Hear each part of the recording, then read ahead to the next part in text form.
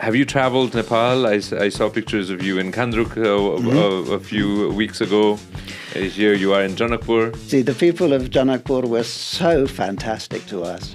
Join us and let your child sow in the limitless possibilities. We let the children be who they are and what they can be. Kathmandu World School, a world-class school for a world-class learning.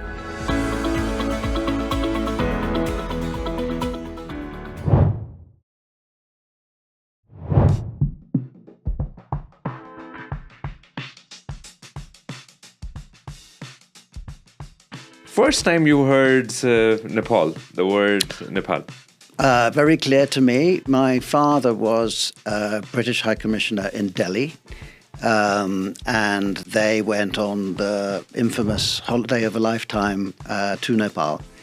They went to tiger tops. They came back with stories of, sleeping in a tree house and stepping out onto the back of an elephant and going to look at tigers. And you can imagine that to a small boy like me, it sounded like heaven. They also did the Annapurna circuit.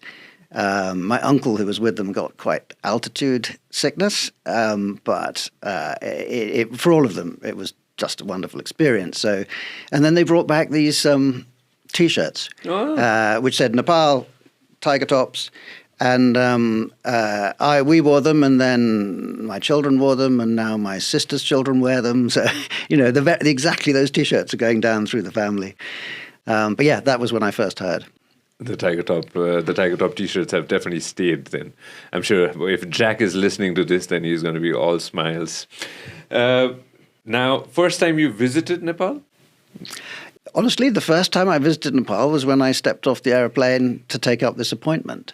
And one of the extraordinary things that happens when you get outed as the future ambassador to Nepal is that not only do all the people in British civil society who are crazy about Nepal kind of ring you up or send you an email, you discover that every other member of your own family has already been to Nepal and has a story about it. And indeed, that everyone assumes you've been there as well, but I had not. We have a system in the Foreign Office which is very effective and very inefficient, which is to compete for every job. So I think it leads to no poor appointments, but it does mean that it's quite labor intensive. And so I was bidding and competing for other jobs that appeared in the window. And then Nepal appeared, and I suddenly, transferred all my energies to this one. We fight like cats in a bag for some of these appointments, and I really wanted this one. Oh, well, there you go. This is in 23, if I'm not mistaken. Yes. Yeah. There we are. Same backdrop, same glass, same mirrors. Yeah. Same friendship. Same friendship. Yeah. That's Minister Saud, if I'm not mistaken, former Minister Saud. He was very lovely to me. Yes. Yeah. Wow. No, this is right after COVID. Right after, let's say, right towards the end of COVID, if I'm not mistaken. And before this, you were in Jakarta. Correct. And before that, if I'm not mistaken, you've traveled the world, Your Excellency. You've traveled the world extensively.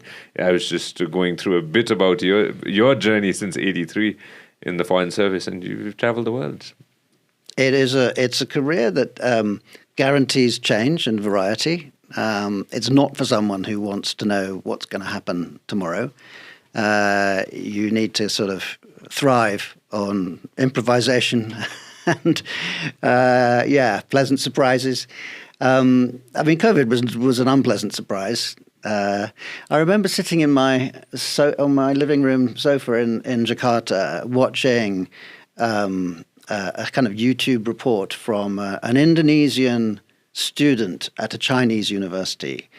And I remember thinking, oh, that's awful, that poor kid. And then I thought, oh, poor old China, And it just never occurred to me that it would be on my doorstep within weeks. And yet it changed my life completely. And here we are.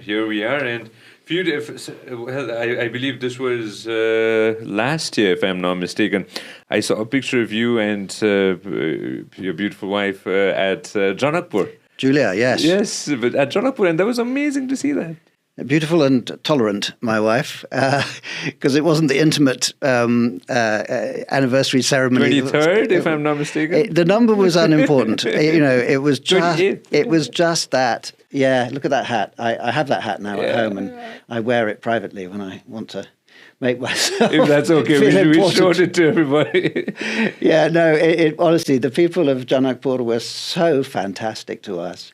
And obviously, I did it partly as a gesture of solidarity with the Nepali tourism sector. I absolutely think that having part of the Ramayana circuit come deep into Nepal, this is one of the things that Nepal has that nobody else has. All your separate USPs are precious. And I think the city of Sita is one of those things, and of course it's both spiritual, but it's also monetizable because Indians are very romantic and they will want to celebrate their various anniversaries in the city of love, and why not? It was a ball. And I'm glad that as soon as you walked in to the studio, I have a Mahabharat right there with me, and then you were very fascinated with it. I'm glad that you know a bit about it's the great Mahabharat. literature. It's a global treasure. Yes. And I was really happy about that. Travel, I just wanted to touch base on this right before we jump into something else. Have you traveled Nepal? I saw pictures of you in Kandruk a few weeks ago. Here you are in Janakpur. I travel whenever I can, mixing business and pleasure. I had a chance to write about that in the Buddha Air pamphlet. It's a bit intimidating. You sit down in the seat, you see a little picture of yourself staring back. But I did find words for it there, so I won't rehearse the whole thing. But I think Nepal is. I've come down on this word fractal. It is as complicated at close up as it is. From farther. You sort of zoom in and out, and at every magnification, it is very complicated. And that means you can't understand it from Kathmandu. It means you have to get out there. Yeah, that is Gandruk. In Gandruk? That's in Gandruk. How chilly was it? Not at all chilly. I was just, posing. But that was on the recce for the royal visit, which we've just finished, which indeed went to the museum in Gandruk. And I saw that very wrap. So I think my personal inclination would be to travel anyway. Yeah. But because we are a development partner of Nepal and we try to, in particular, work with Madhesh and Lumbini and Karnali, I have to get there as often as I can, walk the talk. And our teams do. And we're right now trying to raise our game on kind of interacting with the middle tier of government, which has its problems and needs support. So showing up regularly in Janakpur, in Surkhet, and in Bang, it's a duty. And then, of course, Lumbini is somewhere that people travel half across the world to visit, and it's on my doorstep. So, I think the most exciting trip I've done was to Upper Mustang. I think that is Lomantang. Lomantang, yes. You've been up to Lomantang as well. Yes. I saw some pictures as well. Yes. How was that? It was everything I dreamed of. I was on the trail of the Changra. We try to encourage Nepali exports to the UK. We try to home in on brands which have got headroom and can really appeal to the British market. There's such a positive vibe around the word Nepal. I think if any exports can really be marketed there under that heading, they have an edge.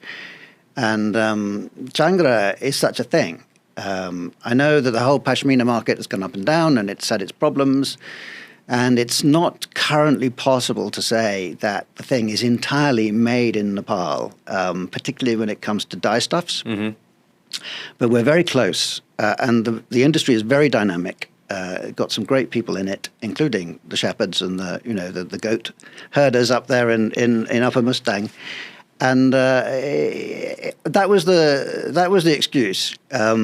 But honestly, I wanted to go to Muktinath. I wanted to run under the water spouts like everybody else. and my darling wife ran behind me.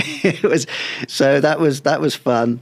And then the sort of moonscape is a high altitude desert, no rain but lots of water. It's just a bizarre place, and I want to go back. तपाईले हाम्रो clip एकदमै enjoy गर्नुभयो होला. अब पुरै video हेर्नको लागि चाहिँ YouTube मा सब्स्क्राइब गर्न नबिर्सिनु होला.